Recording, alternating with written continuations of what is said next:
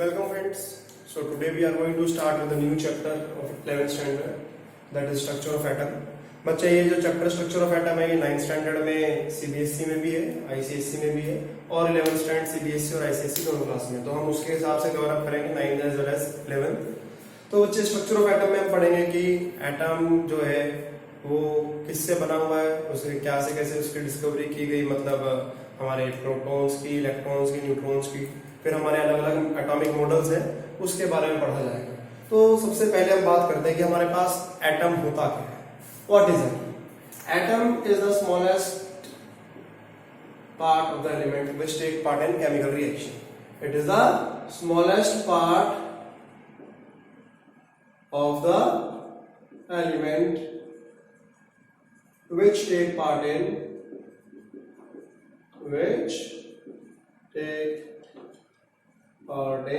chemical reaction. तो बच्चे हमारे पास जो एटम होता है, ठीक है जी, एटम जो है सबसे छोटा पार्ट जो कि केमिकल रिएक्शन में पार्टिसिपेट करता है। अब एटम की डिस्कवरी देखा जाए तो हमारे से कंडक्ट ने की थी, और वैसे देखा जाए तो एटमस जो है ये ग्रीक वर्ड से आया है जिसका मतलब होता है इनडिविजिबल। तो डाल्टन ने अपनी डाल्टन एटॉमिक थ्योरी दी थी, उसके हिसाब से एटम के बारे में बताया गया था, राइट, जो डाल्टन एटॉमिक थ्योरी है, राइट। तो डाल्टन एटॉमिक थ्योरी जो थी वो क्या कहती थी? डाल्टन एटॉमिक थ्योरी के पॉइंट्स कुछ ऐसे थे कि डाल्टन ने पहले कहा था कि atom matter consist of tiny particles, matter consist of tiny particle known as atoms. तो हमारे पास है वो किससे बने हुए हैं? टाइनी पार्टिकल से बने, उसको हम क्या कहते हैं? एटम कहते हैं, राइट। तो ये डाल्टन की पहला पॉइंट था। फिर डाल्टन ने कहा था atom is indivisible, atom is indivisible, मतलब एटम को आप डिवाइड नहीं कर सकते, दूसरा पॉइंट था डाल्टन का। तीसरा पॉइंट जो हमारे पास बात करें, अगर हमारा जो एटम है, atom can neither be created, atom can neither be created or destroyed, ये उसका तीसरा पॉइंट था। चौथा पॉइंट क्या था? Atom of the same element are same, atom of the same element are same. पांचवा पॉइंट क्या था? Atom of the different element are different, atom of the different element are different। फिर छठा point क्या था कि एटम जो है वो कंबाइन करते हैं हमेशा fix ratio by mass, atom combine in fix ratio by mass to form compound। Compound बनाने के लिए वो हमेशा रिएक्ट करते हैं उसके साथ। ये डाल्टन एटॉमिक थ्योरी के हमारे क्या थे बच्चे? पॉइंट थे। अब डाल्टन ने ये कहा, अब देखा जाए तो इसका सिर्फ कांस्टेंट कंपोजिशन जो हमारे पास है वो एक यूनिवर्सल एक्सेप्टेबल होता है, बाकी देखा है तो सारे के सारे जो है इसके पॉइंट। अब उसने कहा एटम इज इनडिविजिबल, मॉडिफाइड अगर थ्योरी करें तो अब देखा है तो हम एटम को डिवाइड कर सकते हैं सब एटॉमिक पार्टिकल्स में। जैसे कि हमारे पास क्या है कि हमारे पास इलेक्ट्रॉन्स है, प्रोटॉन्स है और न्यूट्रॉन्स है, तो हम उसको उसमें बांट सकते हैं, राइट। तो ये इसकी थ्योरी जो डाल्टन की यहाँ पर गलत हो गई। फिर उसने कहा था atom can neither be created nor destroyed, पहले मना करता था कि ऐसा होता है, बट अब देखा जाए तो हमारे पास जो रेडियोएक्टिव सब्सटेंस होते हैं उससे जब न्यूक्लियर फिनोमेना होता है तो रेडियोएक्टिविटी की वजह से क्या होता है, हम दूसरे एटम्स बना सकते हैं आसानी से, राइट। उसने कहा था atom of the same element are same. अब देखा जाए तो ये same element are same, but यहाँ पर आइसोटोप्स का कॉन्सेप्ट आ जाता है तो वो भी यहाँ पर फेल हो जाता है इसके थ्रू। फिर उसने कहा था कि एटम ऑफ डिफरेंट एलिमेंट और डिफरेंट, वहां पर हमारे पास क्या जाता है जो हमारे पास एलिमेंट्स होते हैं, ठीक है, इसमें आइसोबार्स आ जाता है, तो वहां पर क्या होता है सेम मास नंबर हो जाता है, उनका डिफरेंट एटॉमिक नंबर होता है। फिर जो एक और पॉइंटर में जो हमारे पास आ जाता है मॉडिफाइड थ्योरी में कि हम एनर्जी को मास में कन्वर्ट कर सकते हैं according to Einstein equation E is equal to mc square, energy can be converted into mass. तो ये सारी चीजें जो थी डाल्टन एटॉमिक थ्योरी की वेरिएबल थी, जिसके कारण इसमें चेंजेस आए। मॉडिफाइड डाल्टन थ्योरी जो मैंने आपको भी बताया, इसके पॉइंट्स हो सकते हैं, राइट। तो बच्चे एटम जो है, एटम की डिस्कवरी के लिए काम किया गया। अब जो हमारे पास साइंटिस्ट थे जिन्होंने स्टडी करने के लिए पार्टिकल्स को, क्योंकि हमारी जो गैस होती है वो पुअर कंडक्टर ऑफ इलेक्ट्रिसिटी होती है, इलेक्ट्रिसिटी कंडक्ट नहीं करती। तो विलियम क्रूक्स जो थे, विलियम क्रूक्स, उन्होंने क्या किया, उन्होंने कैथोड रे एक्सपेरिमेंट किया, राइट। उन्होंने क्या किया, एक चैम्बर बनाया, इवैक्यूएटेड चैम्बर।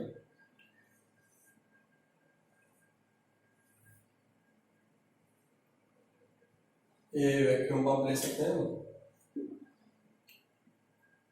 यहाँ पर हमारे पास सपोज ये कैथोड है और ये एनोड है, यहाँ पर एनोड और यहाँ पर ये हमारे पास क्या है, कैथोड है,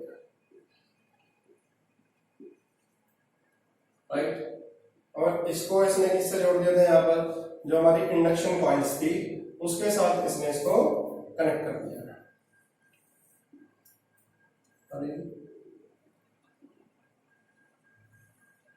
ठीक है बच्चे, बैटरी सोर्स लगा लो सपोज यहाँ पर,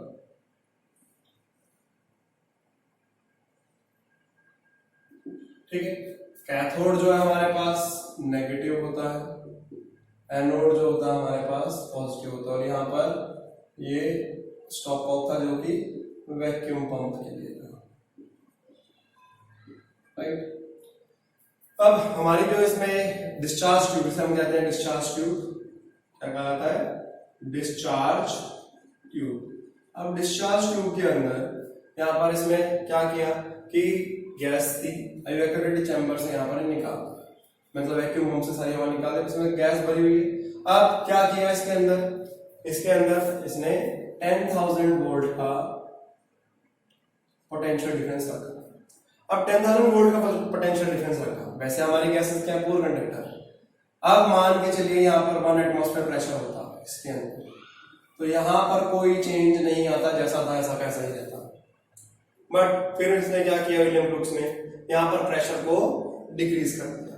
जब प्रेशर को डिक्रीज किया, कितना, 10⁻⁻² एटमॉस्फेयर पर लेकर गया, तो उसने क्या देखा कि यहाँ पर कंडक्शन चालू हो गई और फ्लोरेसेंस भी प्रोड्यूस होने लगी।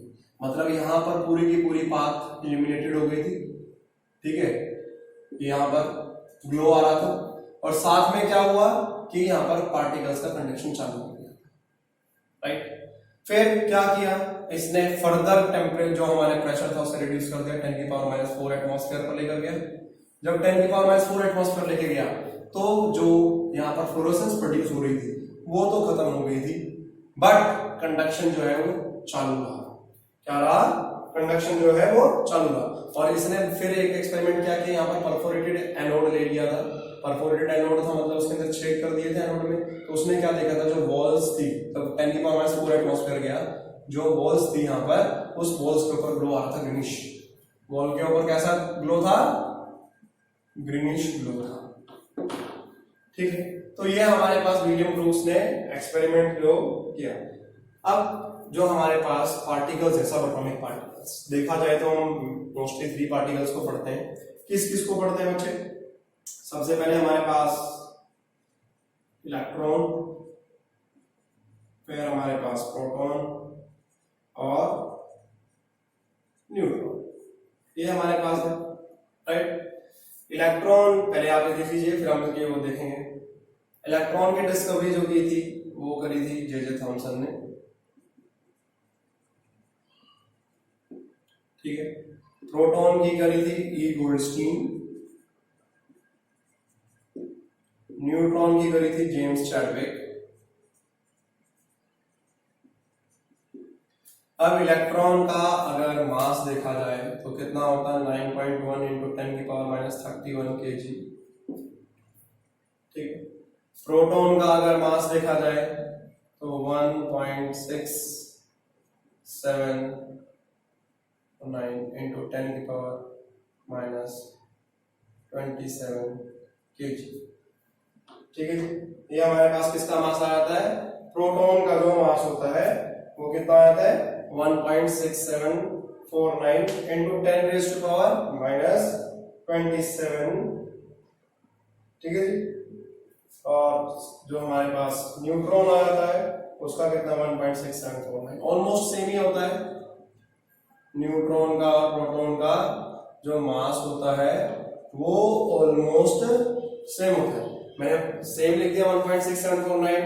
अब वैसे देखा है तो प्रोटॉन का जो होता है वो हल्का सा ज्यादा होता है, राइट। यहाँ पर मैं 6 कितना होता है अगर देखा है तो इसको हम एक्यूरेटली लिख रहे तो ये लिख सकते हैं। वैसे हम नॉर्मली सेम ही कंसीडर करते हैं। ठीक है बच्चे, और चार्ज देखा जाए इनके ऊपर तो चार्ज कैसा आएगा, देखिए जे थॉम्सन जो हमारे पास इसका चार्ज है -1.6 into 10 की पावर -19 कूलम। प्रोटॉन का हमारे पास 1.6 into 10 की पावर -19 कूलम, और न्यूट्रॉन के ऊपर नो चार्ज। ये याद रखना बच्चे, इंपॉर्टेंट है, मास और चार्ज। ठीक है, तो अब हमारे पास सबसे पहले जो बात करते हैं कि हमारी जब इलेक्ट्रॉन की डिस्कवरी हुई तो इलेक्ट्रॉन की डिस्कवरी के लिए पहले क्या किया गया। पहले जो इलेक्ट्रॉन की डिस्कवरी के लिए कैथोड रेज जो है उनके बारे में स्टडी की। अब कैथोड रेज जो थी, कैथोड रेज हम इनके बारे में पढ़ेंगे पहले। कैथोड रेज जो थी, कैथोड रेज जो थी ये नेगेटिव चार्ज रेज थी, राइट। कैसी थी, तो इनकी प्रॉपर्टी क्या थी, तो जो हमारे पास जे थॉम्सन थे उन्होंने स्टडी जब किया इसको, ठीक है, जो हमारे पास विलियम ब्रूक्स की डिस्चार्ज ट्यूब थी, तो इसने क्या किया कि ये देखा कि कैथोड रेज जो है वो कैसी हैं, these are negative charge rays. Negative charge rays थी तो इसका मतलब ये क्या था, ठीक है जी, अगर इलेक्ट्रिक फील्ड में मैग्नेटिक फील्ड में रखते तो ये कहां पे जाते, अगर इलेक्ट्रिक फील्ड में रखते तो ये कहां पॉजिटिव प्लेट की तरफ रिफ्लेक्ट होती। ठीक है जी, रिफ्लेक्शन कहां पे होता, पॉजिटिव प्लेट की तरफ होता। और अगर मैग्नेटिक फील्ड में रखते,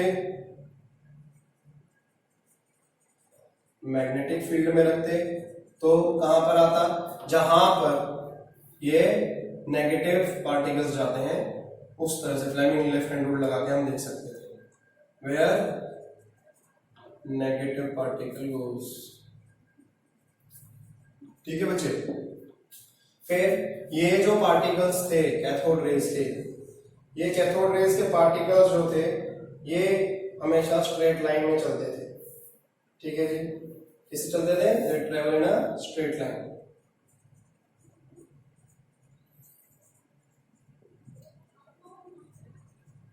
in the absence of electric and magnetic field they travel in a straight line, सीधे चलते थे। अब ये सीधे चलते थे तो ये पता कैसे चला भाई ये सीधे चलते हैं, तो हमारे पास जैसे डिस्चार्ज ट्यूब थी, ठीक है जी, उस डिस्चार्ज ट्यूब में यहां पर क्या कर दिया, डिस्चार्ज ट्यूब जो थी इस डिस्चार्ज ट्यूब के अंदर क्या किया, यहां पर हमने एक ऑब्स्टिकल रख दिया। अब ऑब्स्टिकल रखा तो इसकी शेडो बन गई इसके जस्ट आगे, तो इससे आगे बन रही थी, इससे क्या पता लगा था कि दे ट्रेवल ना स्ट्रेट लाइन। जो ये ऑब्स्टिकल की पैडल, रोटेटिंग पैडल डाला, एक पैडल रखा, ऑब्जेक्ट सॉलिड ऑब्जेक्ट, उसकी शेडो बन गई, इससे क्या पता लगा था कि जो कैथोड रेज है ये सीधी चलती हैं। फिर बच्चे इसके बाद जो ये हमारे पास है ये मटेरियल पार्टिकल से बनी हुई है। ठीक है जी, ये क्या कहलाता, they are made up of material particle.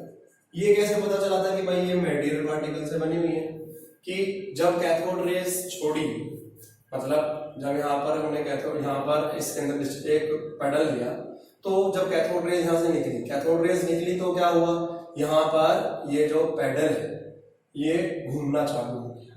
अब घूमने चालू हुआ तो इससे क्या पता लगा कि यहाँ पर ये मटेरियल पार्टिकल से बना हुआ है। ठीक है जी, फिर ये क्या प्रोड्यूस करती हैं, इट प्रोड्यूसेस फ्लोरेसेंस। फ्लोरेसेंस का मतलब क्या है, शाइन। अगर आपको फ्लोरेसेंस याद नहीं रहता तो आप आएगा शाइन, मतलब किसी स्क्रीन के ऊपर जिंक सल्फाइड वगैरह पे अगर रखते हैं तो वहां पर ये ग्लो करता था, fluorescence on zinc sulphide screen, उसके ऊपर ये चमकते थे। ठीक है बच्चे, कौन, जो हमारे पास कैथोड रेज के पार्टिकल्स थे। फिर और क्या होता था बच्चे कि जो हमारे पास कैथोड रेज थी इसके अंदर जो चार्ज बाय मास रेशो थी वो कांस्टेंट थी। क्या, charge by mass ratio was constant, मतलब ये नेचर ऑफ गैस के ऊपर डिपेंड नहीं कर रहा था, इसकी वैल्यू जो थी वो फिक्स थी। चार्ज बाय मास क्या होता है, E/m की जो रेशो होती है वो। ठीक है बच्चे, फिर ये जो है ionisation, they have ionisation power,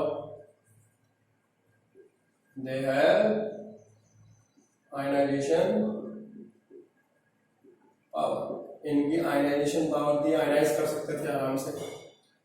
फिर जब हम कैथोड रेज को हैवी मेटल के ऊपर स्ट्राइक करते हैं, X-rays are produced, X-rays are produced when cathode rays strike on heavy metal such as tungsten. और बच्चे याद रखेंगे टंगस्टन का सबसे ज्यादा मेल्टिंग पॉइंट होता है। ठीक है, टंगस्टन पे स्ट्राइक करते थे तो क्या होता था, जो आपकी एक्स रेज हैं वो प्रोड्यूस होती हैं। It also produce heating effect. It also produce heating effect. ये heating effect भी देते थे। कौन, जो हमारे पास कैथोड रेज थी। ठीक है बच्चे, फिर it also affect photographic plate.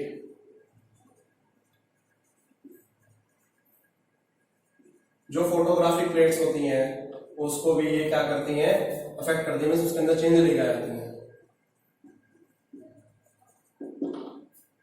ठीक है बच्चे,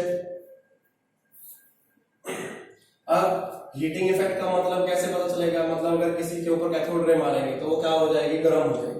इससे क्या पता लग रहा था कि ये हीट प्रोड्यूस करती है।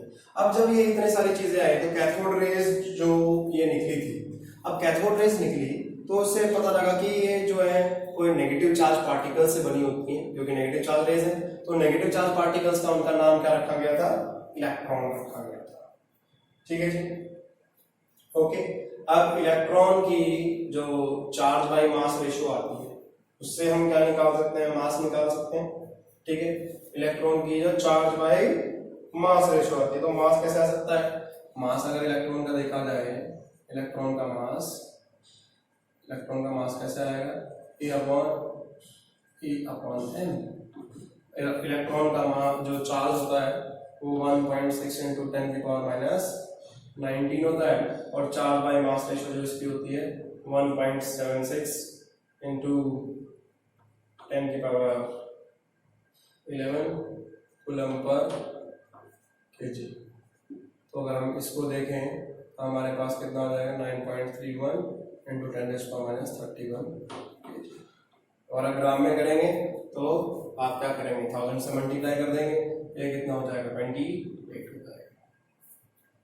ठीक है बच्चे, ये हमारे पास क्या था, कैथोड रेज थी और हमारे जो इलेक्ट्रॉन है। और इलेक्ट्रॉन का एक और हम मास कह सकते हैं, कितना होता है इलेक्ट्रॉन का मास, 1/1837 टाइम्स ऑफ हाइड्रोजन एटम भी कह सकते हैं। ठीक है जी, इलेक्ट्रॉन का मास को हम ये भी डिफाइन कर सकते हैं। ठीक है, okay. Electron is a charge particle as a mass equal to 1/1837 times of hydrogen atom.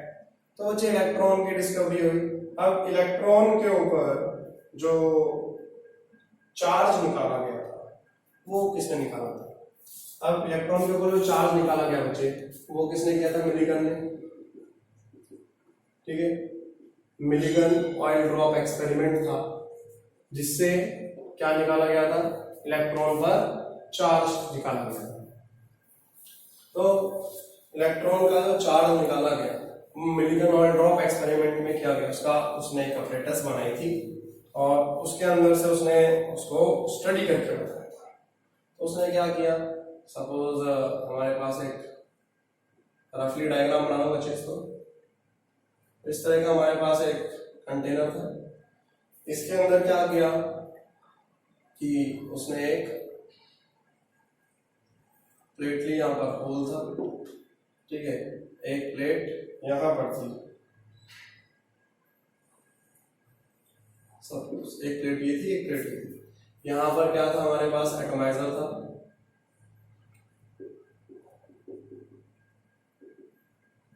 ठीक है। यहाँ पर एक्सरेज जो है, एक्सरेज छोड़ी गई और यहाँ से फिर उसको टेलीस्कोप से उसने देखा, टेलीस्कोप, ठीक है। अब यहाँ पर प्लेट थी अलग अलग, फिर चार्ज प्लेट थी हमारी, क्या थी, ये हमारे पास चार्ज प्लेट थी, ये हमारी पॉजिटिव प्लेट थी और ये हमारी नेगेटिव प्लेट थी। इलेक्ट्रोस्टैटिक फोर्स तो ऊपर को लग रही थी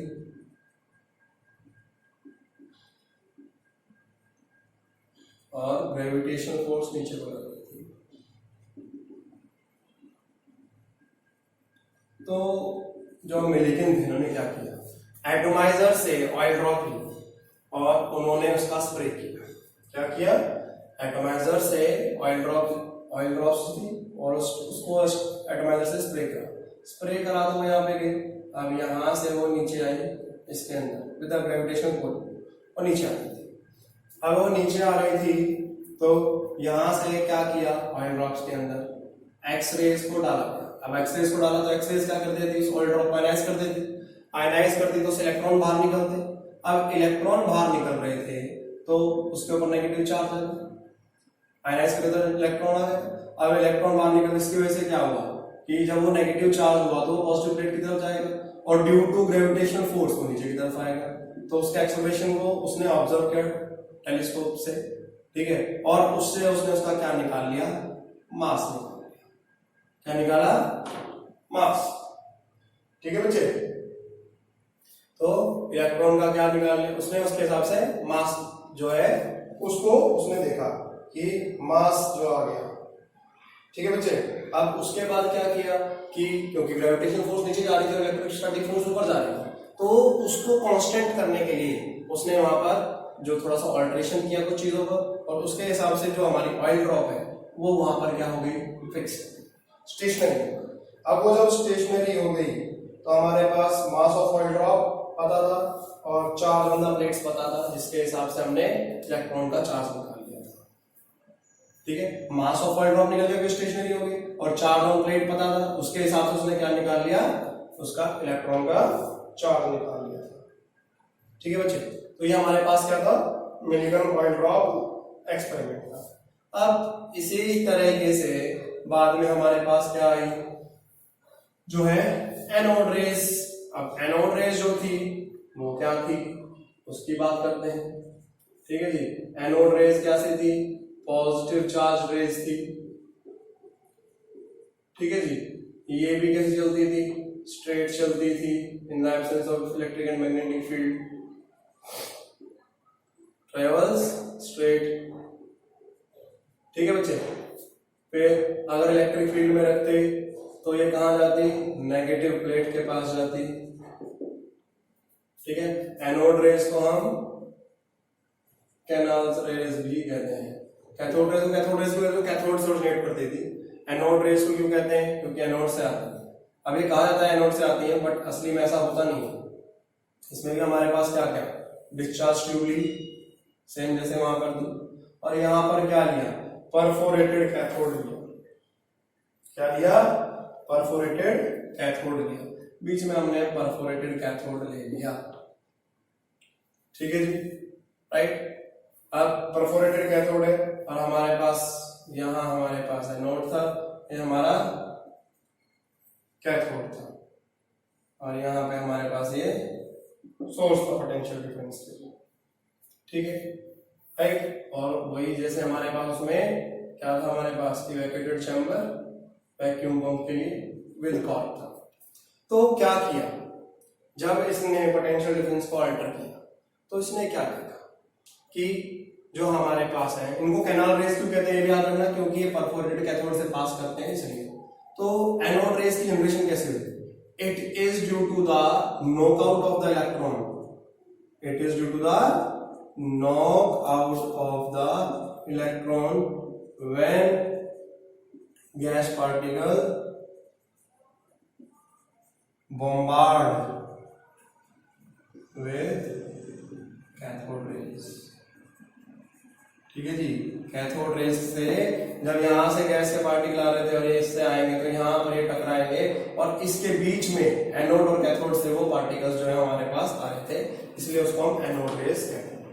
इनकी charge by mass ratio different होती है, क्या? Charge by mass ratio is different और डिफरेंट गैसेस। वहां पर क्या था, हमारे पास फिक्स था एक ही के लिए, यहां पर अलग अलग गैस जो होगी उसके लिए अलग अलग वैल्यू होगी हमारी इसकी चार्ज बाय मास रेशियो की, ठीक है। ये भी फ्लोरोसेंस प्रोड्यूस करते हैं, क्या करते हैं, ठीक है जी। ये भी किससे बने? मटेरियल पार्टिकल से बने। It is also made up of material particle. फिर ये क्या है बच्चे? इट ऑल्सो प्रोड्यूसेस फ्लोरोसेंस, ठीक है बच्चे। ये भी क्या करेगा? फ्लोरोसेंस प्रोड्यूस करेगा, या फिर इट ऑल्सो प्रोड्यूसेस शाइन, चमकते हैं, ठीक है बच्चे। Is it okay? और यहां पर भी जो हमारे पास मास देखा जाए तो मास जैसे हमने आपको बताया था प्रोटॉन का, ठीक है, तो वो फिक्स होता है। इसी तरीके से इसमें भी वो जो मास है वो आ जाएगा फिक्स। अब वहां पे डिपेंड करता है कि वो इलेक्ट्रॉन कितने, एक निकला, दो निकला, तीन निकला, तो उसका इंटीग्रल मल्टीपल हो जाता है। एक निकलेगा तो n रहेगा, दो निकला तो 2 आ जाएगा, तीन निकला तो 3 आ जाएगा। It depends on the mass. तो जितना हमारा हाइड्रोजन एटम होता है इसके हिसाब से हमारा प्रोटॉन कहा जाता है, ठीक है बच्चे। अब इसी से क्या पता लगा था कि यहाँ पर कोई पॉजिटिव चार्ज पार्टिकल्स हैं और उनको नाम क्या दे दिया गया था? प्रोटॉन। और प्रोटॉन की डिस्कवरी किसने की थी? मैंने आपको बता दिया था। और उनका चार्ज क्या था और मास क्या था ये ऑलरेडी बता दिया गया था, ठीक है। अब इसका चार्ज और मास कैसे आया था? चार्ज बाय मास रेशियो अगर निकाली गई प्रोटॉन की तो वो कितनी आई थी, ठीक है। हमने क्या किया? इलेक्ट्रॉन के मास से उसको डिवाइड किया, जो इलेक्ट्रॉन का जो हमारा चार्ज था, प्रोटोन का चार्ज बाय मास रेशियो कैसे आई थी? चार्ज कितना था? 1.6 इंटू 10 की पावर माइनस 19 था। और ये क्या था हमारे पास? 9.58 इंटू 10 की पावर 7 कूलम पर केजी। यहाँ पर भी ये कूलम था। तो हमारे पास प्रोटॉन का मास कितना आ गया था? 1.67 इंटू 10 की पावर माइनस 27 केजी, ठीक है बच्चे। ये हमारे पास क्या आ गया था? एनोड। और जो हमारे प्रोटॉन की डिस्कवरी थी, क्योंकि एनोड्स क्या थी? पॉजिटिव चार्ज पार्टिकल्स थी, तो इनसे क्या पॉजिटिव चार्ज रेज थी, तो ये किससे बनी थी? पॉजिटिव चार्ज पार्टिकल से बनी हुई थी, ठीक है बच्चे। इसके बाद जो हमारे पास आता है वो हमारे न्यूट्रॉन की डिस्कवरी है। अब न्यूट्रॉन की डिस्कवरी किसने की थी? जेम्स चैडविक ने की थी। अब जेम्स चैडविक ने न्यूट्रॉन की डिस्कवरी करी तो उसने क्या देखा भाई कि न्यूट्रॉन जो है वो कैसे आए। उसने क्या किया? अल्फा पार्टिकल्स लिए, किसको? Alpha particles. और उसने अल्फा पार्टिकल्स को बेरिलियम के साथ स्ट्राइक कराया, ठीक है बच्चे। और जब अल्फा को बेरिलियम के साथ करवाया तो वहां पर क्या निकला? कार्बन, ठीक है, प्लस न्यूट्रॉन, ठीक है बच्चे। Carbon plus neutron was evolved. अब कार्बन का हमारे पास और बेरिलियम का हमें पता है अल्फा क्या होता है। अल्फा पार्टिकल अगर हम देखें तो helium 24, alpha is doubly charged helium particle, ठीक है बच्चे, तो अल्फा को हमने किसके साथ कराया, बेरिलियम। बेरिलियम जो होता है 4 9, क्या दे देगा बेटा, कार्बन 6 12 प्लस न्यूट्रॉन। ठीक है, ये हमारे पास क्या आ जाते हैं, ओके।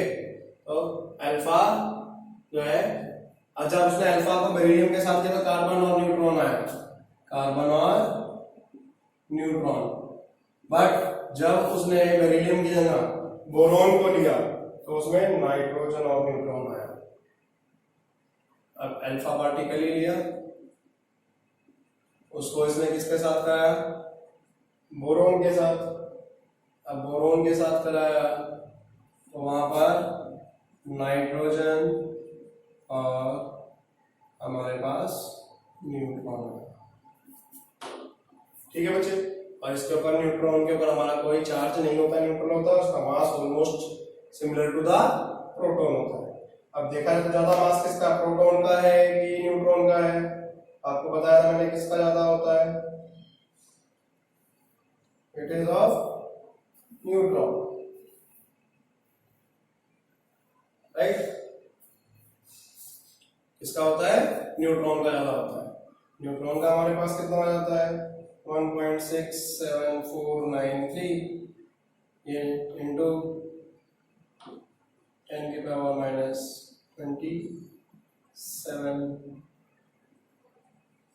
ठीक है, ठीक है, ये हमारे पास न्यूट्रॉन का हो जाता है। और प्रोटॉन का हमारा मास कितना हो जाता है, 1.67262 इंटू 10 की पावर माइनस 27। यही फर्क है। ठीक है बच्चे।